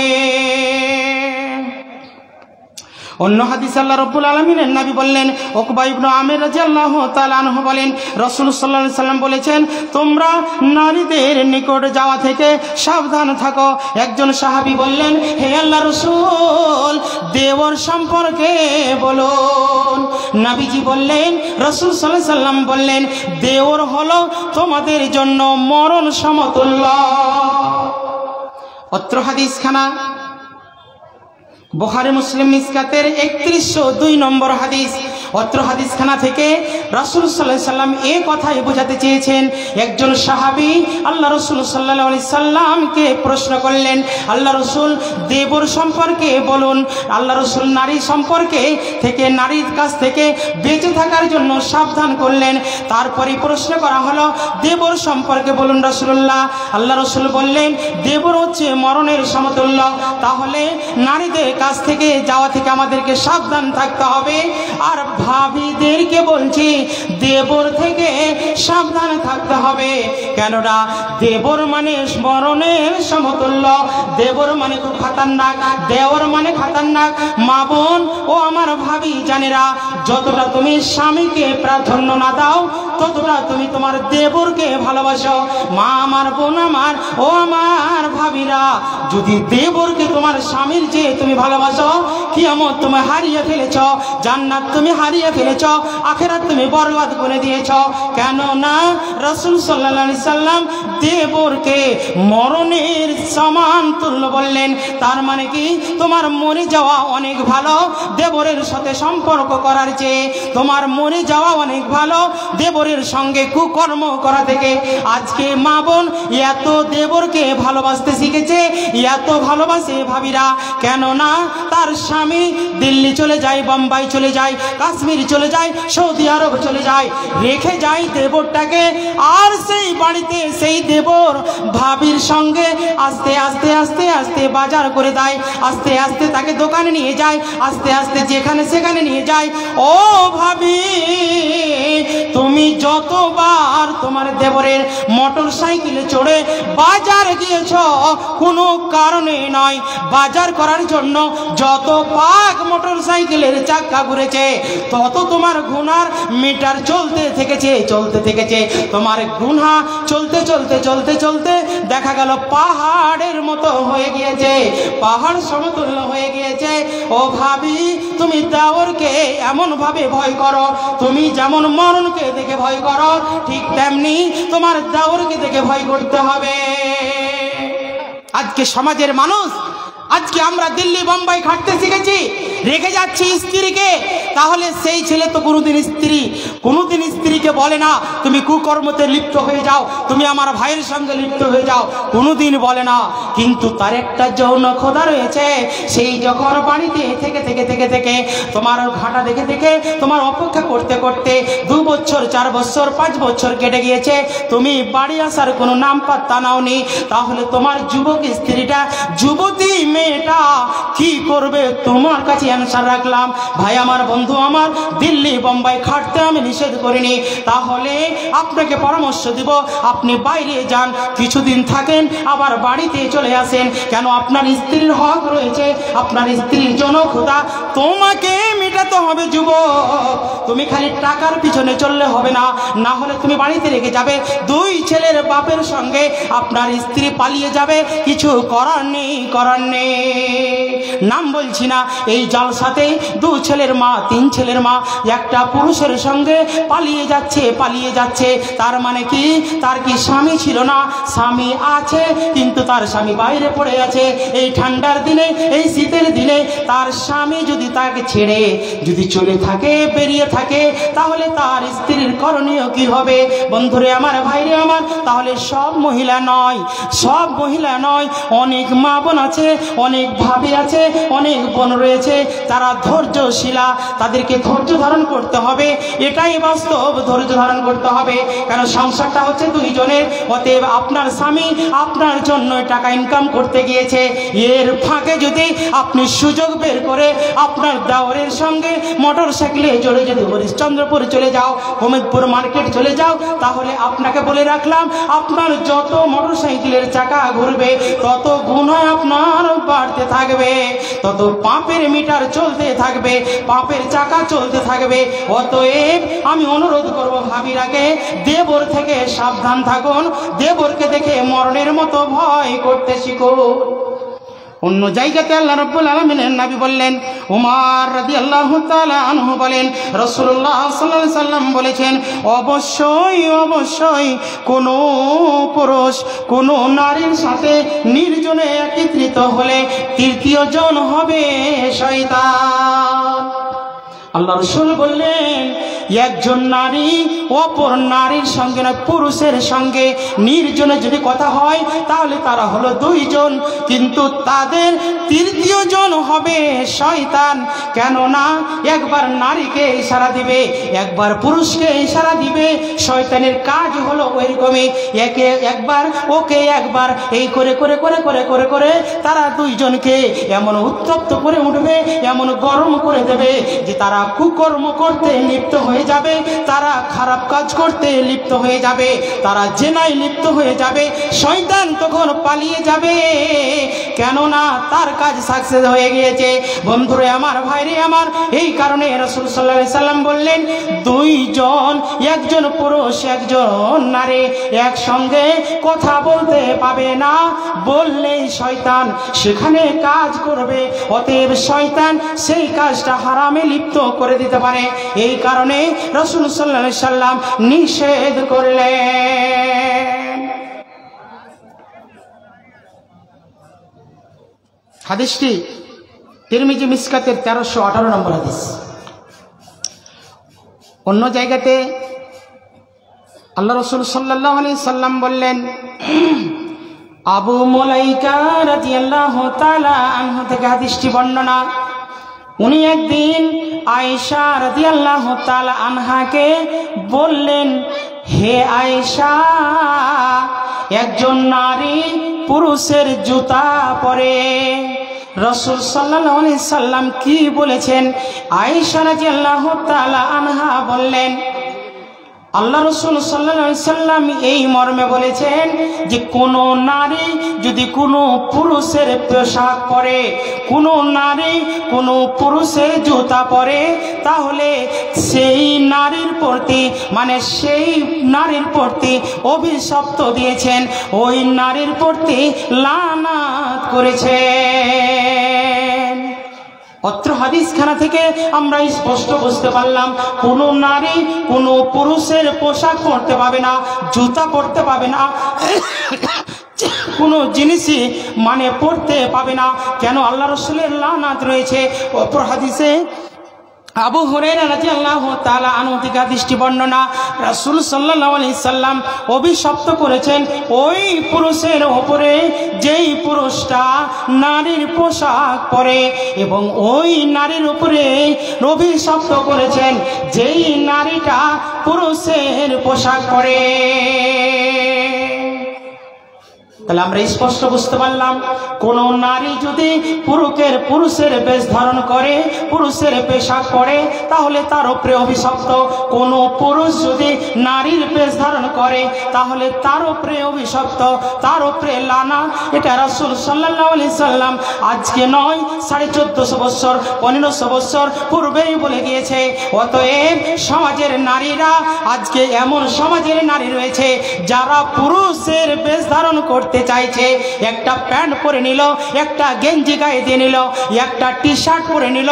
বন্ধুরে আমার, ভাইরে আমার, ওই যুবতী মহিলাটাকে বলছি, ওই বোনটাকে বলছি, আল্লাহ তোমাকে মহিলা করে বানিয়েছে, আল্লাহ তোমার মহিলা করে তোমাকে সৃষ্টি করেছে। তুমি যতই চুল ছোট করো, তুমি যতই কি করো, পুরুষের গেঞ্জি পরো, তুমি যতই পুরুষের প্যান্ট পরো, তুমি যাহা কিছু করো না কেন, তোমাকে পুরুষ নয়, তোমাকে মহিলাই লাগবে। কেন? আল্লাহ তোমাকে এমন ভাবে সৃষ্টি করেছে, তোমার আকার আকৃতি দেখে বোঝা যাবে এটা পুরুষ না, এটা নারী। অতএব তোমার বডি দেখে পুরুষ চিনতে পারবে। তুমি যদি টি শার্ট গায়ে দাও, তুমি যদি গেঞ্জি পরো, তুমি যদি প্যান্ট পরো, তাহলেও তোমাকে চিনতে পারবে এটা নারী, এটা যুবতী। অতএব ওই কুলাঙ্গারেরা তখন তোমার পিছনে লেগে যাবে, ওই কুলাঙ্গারেরা তোমার তোকে ধাওয়া করবে, ওই কুলাঙ্গারেরা তোমার পিছনে পিছনে চলবে আর তোমাকে ঠেলাঠালি করবে, জিলাপি খাওয়াবে, তোমার ফোন নাম্বার নিবে, তোমার সাথে ফোনে গল্প করবে, এই করে করে করে করে করে করে তোমাকে জেনার দিকে ফাঁসিয়ে দেবে, তোমাকে জেনার দিকে নিয়ে যাবে। তখন তুমি জেনা করতে বাধ্য হয়ে যাবে, কেননা তোমার পিছনে শয়তান কাজ করছে, তোমার পিছনে ঈমান কাজ করে না, তোমার হায়া নেই, তোমার লজ্জা নেই। এই কারণে রাসূল বললেন, আল হায়াউ মিনাল ঈমান ওয়াল ঈমানু ফিল জান্নাত। যার কাছে হায়া নেই তার কাছে ঈমান নেই, যার কাছে লজ্জা নেই তার কাছে ঈমান নেই, আর যার কাছে ঈমান নেই তার কাছে জান্নাত নেই। জান্নাতে যাওয়া যাবে না, যাবে না। এই কারণে ঈমানকে টিকিয়ে রাখতে হবে। ঈমান যদি আমাদের টিকে না থাকে, ঈমান যদি আমাদের কাজ না করে, তাহলে শয়তান আমাদের প্রতি জয় হয়ে যাবে, শয়তান আমাদেরকে ধাওয়া করবে, শয়তান আমাদেরকে নামাজ পড়তে দেবে না, শয়তান আমাদেরকে দান করতে দেবে না, শয়তান আমাদেরকে যাকাত দিতে দেবে না, শয়তান আমাদেরকে ভালো কাজ করতে দেবে না। কেননা শয়তান আমাদের কাজ করছে, শয়তান আমাদের উপরে জয় হয়ে গিয়েছে। তার কারণে আস্তে আস্তে আস্তে আস্তে ঈমান আমাদের সরে গেছে, ঈমান আমাদের দূর হয়ে গিয়েছে। অতএব বন্ধুরে আমার, ভাইরে আমার, আমি অনুরোধ করব প্রত্যেকটা ব্যক্তিকে, প্রত্যেকটা মা বোনকে, মা বোন ঈমানকে বাঁচিয়ে রাখুন, স্বামীর আনুগত্য করুন। একটা হাদিস বলে আমি সরে যাব, মা বোনদেরকে খালি কড়া কড়া ভাবে ভাষায় আমি বললাম, মা বোনেরা হয়তো দুঃখ পেয়ে যাবে। এই কারণে একটা হাদিস তুলে ধরছি, আপনার দৃষ্টি বর্ণনা। রাসূল সাল্লাল্লাহু আলাইহি সাল্লাম বললেন, ও মহিলা, কোন নারী যদি চারটি কাজ করে, তাহলে সে যেই গেট দিয়ে মন জান্নাতে সে ঢুকতে পাবে, জান্নাতে সে প্রবেশ করতে পারবে। সেই চারটি কাজ কি? এক নম্বর হচ্ছে সালাত, 5 ওয়াক্তের সালাত। দ্বিতীয় নম্বর হচ্ছে রমজান মাসের সিয়াম। তৃতীয় নম্বর হচ্ছে স্বামীর আনুগত্য করতে হবে। তাহলে রমজান মাসের সিয়াম পালন করতে হবে, স্বামীর আনুগত্য করতে হবে, আর কি করতে হবে? সিয়াম মানে সালাত আদায় করতে হবে। এই কয়েকটি যদি কাজ করি, তাহলে আমরা কি হবে? আমরা জান্নাতে যেতে পারবো। নবীজি বললেন, যেই কোনো দরজা দিয়ে তার মন চাইবে, সেই কোনো দরজা দিয়ে সে প্রবেশ করতে পারে। অতএব আমি অনুরোধ করব মা বোনদেরকে যে 5 ওয়াক্ত যেন সালাত আদায় করতে পারি, রমজান মাসের সিয়াম পালন করতে পারি এবং স্বামীর আনুগত্য করতে পারি। আর একটা কি গো ভুলে গেলাম।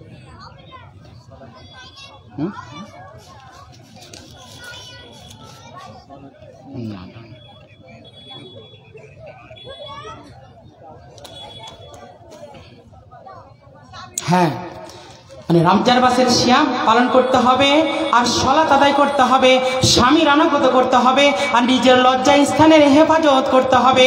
এই চারটা যদি কোনো মা আমার, কোনো বোন আমার, কোনো ভাবি আমার এই চারটা যদি কাজ করে, তাহলে রাসূল বললেন, নবীজি বললেন, যেই দরজা দিয়ে জান্নাতের মন, সেই দরজা দিয়ে সে ঢুকতে পাবে, প্রবেশ করতে পারবে। এটা রাসূলুল্লাহ সাল্লাল্লাহু আলাইহি ওয়াসাল্লাম বলেছেন। বন্ধুরে আমার, ভাইরে আমার, মা আমার, বোন আমার, এই হাদিসগুলোর প্রতি আমল করুন। শুধু 5 ওয়াক্তের সালাত আদায় করুন এবং বিশেষ করে স্বামীর আনুগত্য করতে শিখেন, লজ্জা স্থানে হেফাজত করতে শিখেন, তাহলেই জান্নাত অনিবার্য। বন্ধুরে আমার, আজকে মা বোনেরা স্বামীর অসন্তুষ্টর কারণে, স্বামীকে অসন্তুষ্ট রাখার কারণে নারীরা জাহান্নামে যাচ্ছে। এই কারণে রাসূলুল্লাহ বলেছেন যে নারীরাকে আমি জাহান্নামের দিকে বেশি, মানে নারীরাকেই দেখতে পেলাম। যাই হোক, অনেক হয়তো আরো কথা ছিল, আমি দেবা মনে করে এসেছিলাম। একটা হাদিস খালি বলি, মৌলানা সাহেব চলে এসেছেন, আমি ক্ষমা প্রার্থী 2-4 মিনিট। যে আল্লাহ রাসূল বললেন যে এই পৃথিবীটা হচ্ছে মানে সম্পদ, আর পৃথিবীতে পৃথিবীর চাইতে সব চাইতে বেশি উত্তম সম্পদ হচ্ছে কেটা? আপনার সুচরিত্রবান নারী। তাহলে যার স্ত্রী ভালো তার ধন্য, তার আখিরাত ভালো।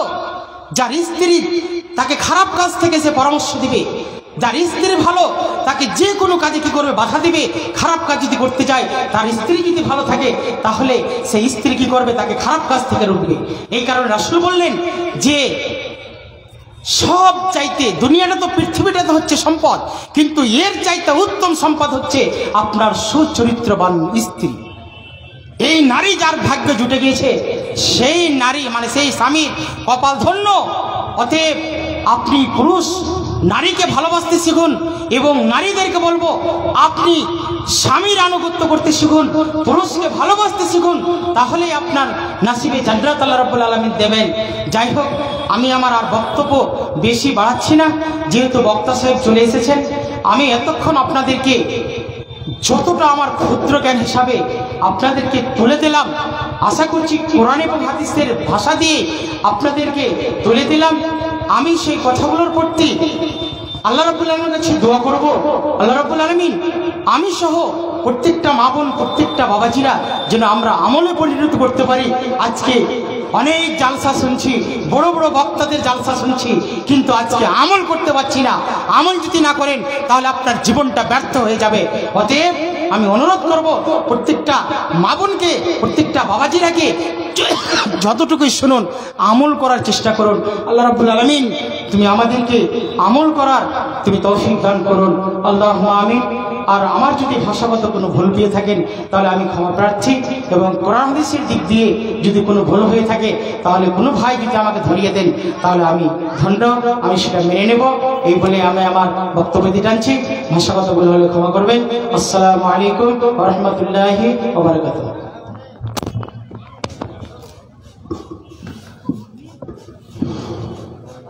মাশাআল্লাহ, মাশাআল্লাহ, জাযাকুমুল্লাহু খাইরান জাযা।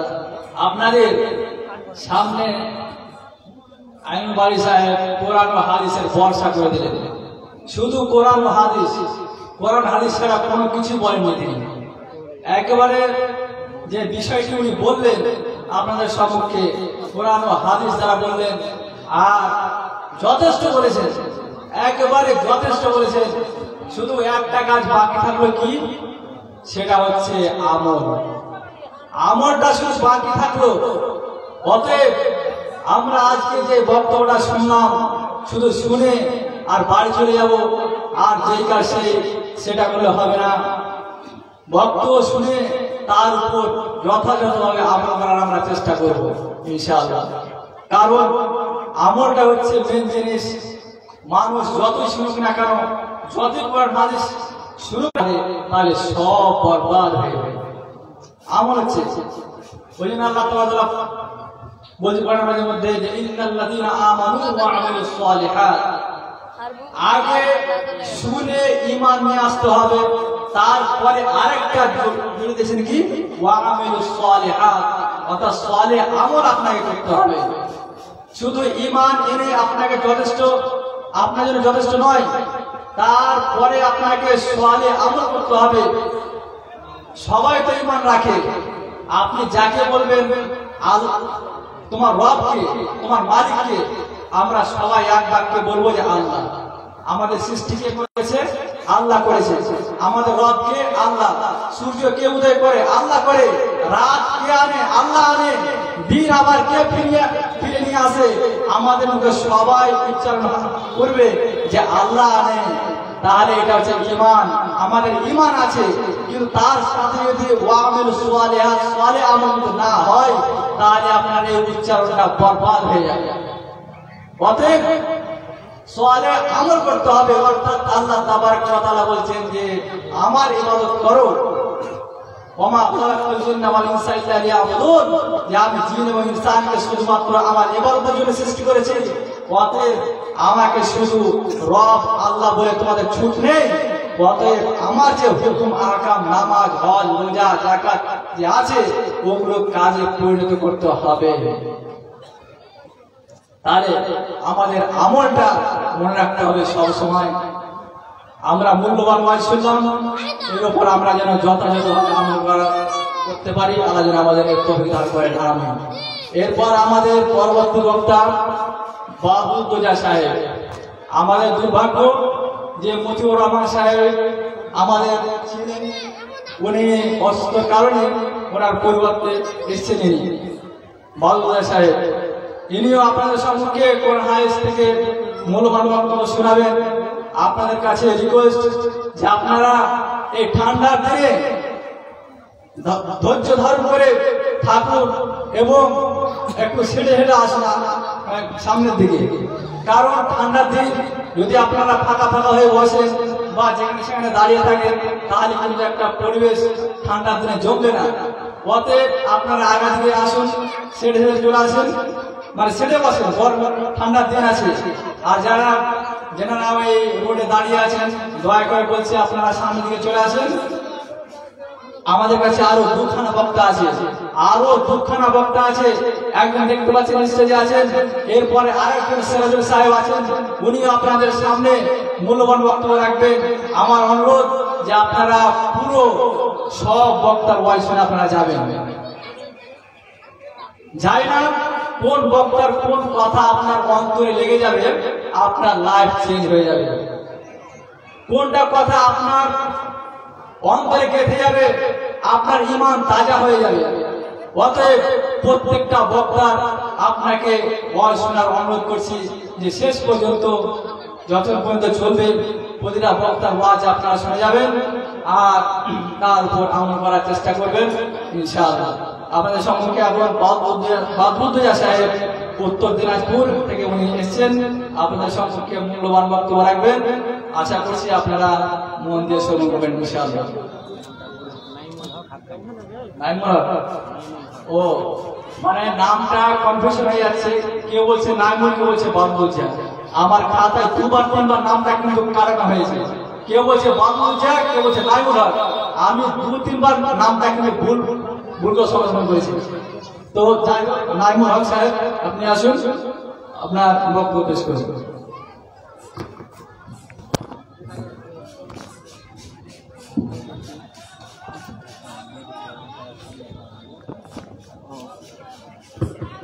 মেয়েদের উদ্দেশ্যে বলা হচ্ছে, আপনাদের প্যান্ডেলে যদি জায়গা খালি থাকে সামনে, তাহলে সামনের দিকে চেপে বসুন, সবাইকে জায়গা করে দেন।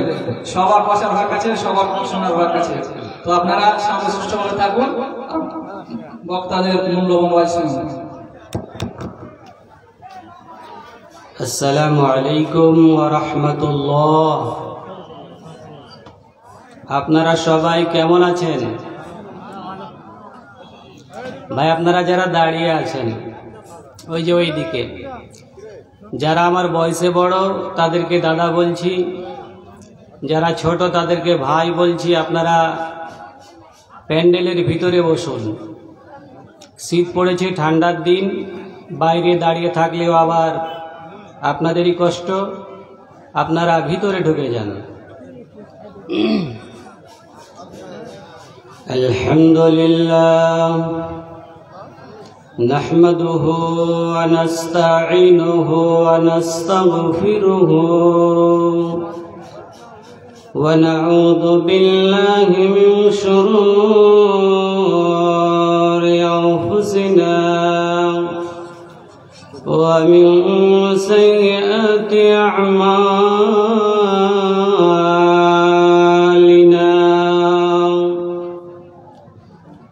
من يهده الله فلا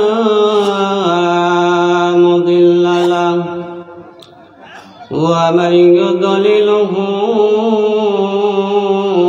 فلا هادي له وأشهد أن لا إله إلا الله وحده لا شريك له وأشهد أن محمدا عبده ورسوله الذي أرسله بالحق بشيرا ونذيرا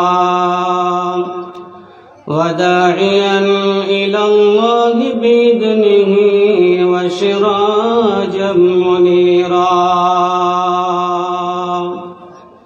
أما بعد فإن خير الحديث كتاب الله وخير الهدي هدي محمد مصطفى صلى الله عليه وسلم وخير الأمور أوادمها وشر الأمور محدثاتها وكل محدثة بدعة وكل بدعة ضلالة وكل ضلالة في النار أما بعد فقد قال الله تبارك وتعالى بسم الله الرحمن الرحيم سبحان الذي أسرى بعبده ليلا من المسجد الحرام إلى المسجد الأقصى الذي باركنا حوله لنريه من آياتنا إنه هو السميع البصير بسم الله الرحمن الرحيم إن الحسنة يذهبن السيئات وقال النبي صلى الله عليه وسلم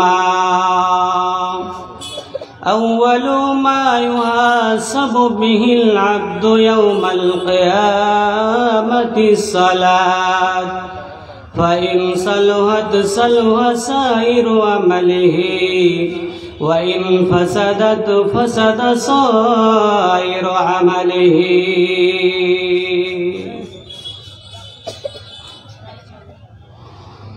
মরণ পাখি যেদিন সে করবে ডাকা ডাকি থেমে যাবে জীবন তোমার বন্ধ হবে আঁখি ওরে মন থেমে যাবে জীবন তোমার বন্ধ হবে আঁখি দুনিয়াতে আছো তুমি টাকা পয়সা নিয়ে মরার পরে করবে দাফন সাদা কাফন দিয়ে যাইতে হবে খালি হাতে যাইতে হবে খালি হাতে থাকবে পড়ে সবই থেমে যাবে জীবন তোমার বন্ধ হবে আঁখি ওরে মন থেমে যাবে জীবন তোমার, বন্ধ হবে আঁখি। আপন ঝুড়ি কর ভারী, সময় যে আর নাই। মরণ পাখি দিলে রে ডাক, রবে না উপায়। খাঁচা ছেড়ে উড়ান দেবে, খাঁচা ছেড়ে উড়ান দেবে, কেমনে ধরে রাখি। থেমে যাবে জীবন তোমার, বন্ধ হবে আঁখি।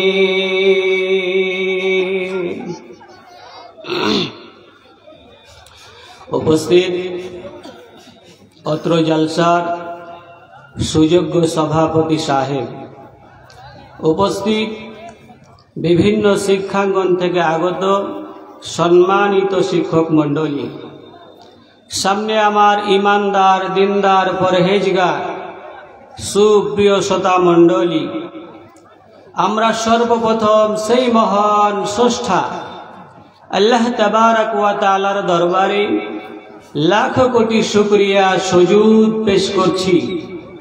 যেই মহান স্রষ্টা আল্লাহ তাবারক ওয়া তাআলা আমাদেরকে বিভিন্ন ব্যস্ততার মধ্য থেকেও কিছু সময়ের জন্য অবসর দিয়ে এ পর্যন্ত মাহফিলে আসার, বসার, কিছু কথা বলা ও শোনার তৌফিক এনায়াত করেছেন। তাই হৃদয়ের সবটুকুন ভালোবাসা উজাড় করে পুরুষোচিত কণ্ঠে, উচ্ছ্বসিত কণ্ঠে খুশি হয়ে মন প্রাণ উজাড় করে তিনার শেখানো ভাষায় আমরা একযোগে, একই বাক্যে, একই আওয়াজে আমরা সবাই বলছি আলহামদুলিল্লাহ। ভাই, আমরা যদি আলহামদুলিল্লাহ বলি কার উপকার হবে? বিশ্বনবী সাল্লাল্লাহু আলাইহি সাল্লাম বলছেন, আত-তাহুরু সাতরুল ঈমান, আলহামদুলিল্লাহি তামলাউল মিজান। কেউ যদি একটাবার আলহামদুলিল্লাহ পড়ে, আল্লাহ পাক যেদিন মিজান তারাজুকে নেকি পাল্লাতে যখন চাপাবেন, একদিকে নেকি একদিকে গোনা, তখন এই আলহামদুলিল্লাহ বলার কারণে মিজানের পাল্লাটাকে আল্লাহ ভরপুর করে দেবেন।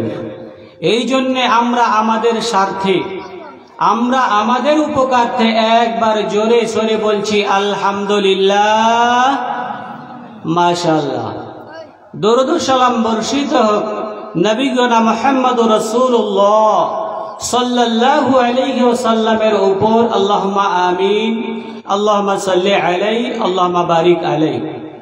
ভাই, আজকে আপনারা যতজন উপস্থিত হয়েছেন, এর ভিতর থেকে যদি 10 জন ব্যক্তিকে দাঁড় করিয়ে দেওয়া হয় আর একটা বিষয় নিয়ে যদি বলতে বলা হয় যে আপনারা বলুন কার কি মত, একটা বিষয়, তাহলে একজন তার মত প্রকাশ করবেন, উনি উনার বক্তৃতা পেশ করবেন, বলবেন, উনার কথা শেষ হতে না হতে আর একজন বলে ফেলেন।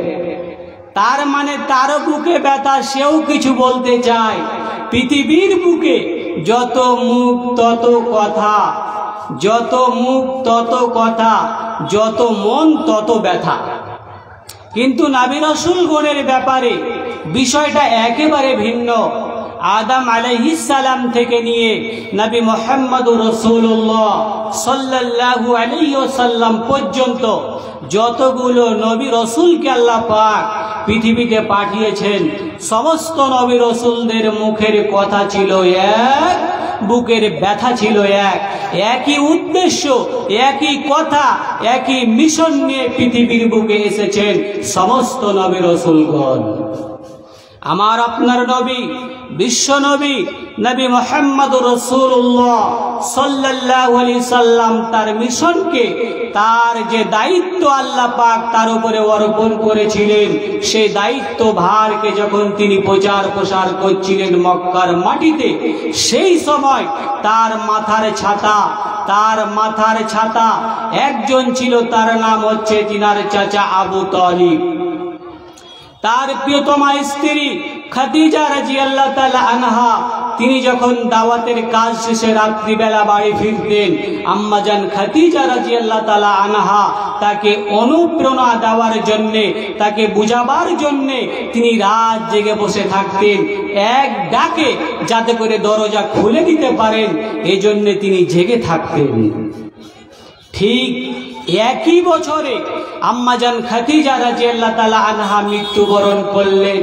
ওই বছরে তার চাচা আবু তালেব, বিশ্বনবীর চাচা আবু তালেব, তিনিও মৃত্যুবরণ করলেন। সেই যে বিশ্বনবী যে মক্কা থেকে হিজরত করে মদিনায় গেছিলেন, তার এক বছর পূর্বে, এটাকে বলা হয় হুজন, দুঃখের বছর, পেরেশানির বছর, কষ্টের বছর।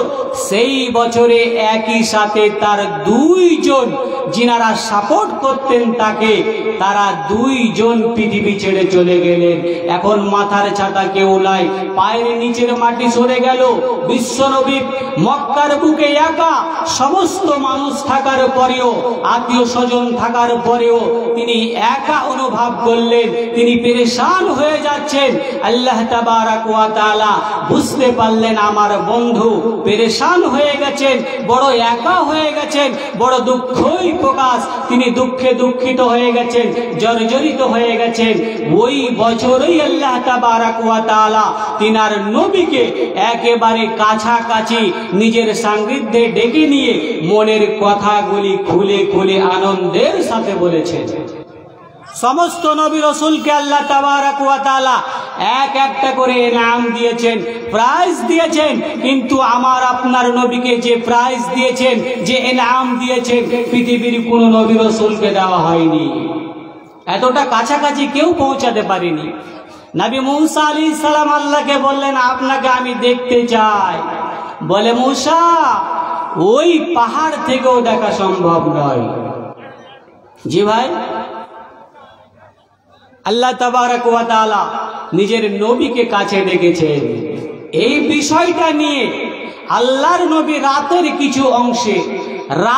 কিছু অংশের ভিতরে মক্কা থেকে বাইতুল মুকাদ্দিস ফিলিস্তিন, আবার ফিলিস্তিন থেকে নিয়ে 7 আসমানের উপরে সিদরাতুল মুনতাহা, তার উপরেও আল্লাহর কাছাকাছি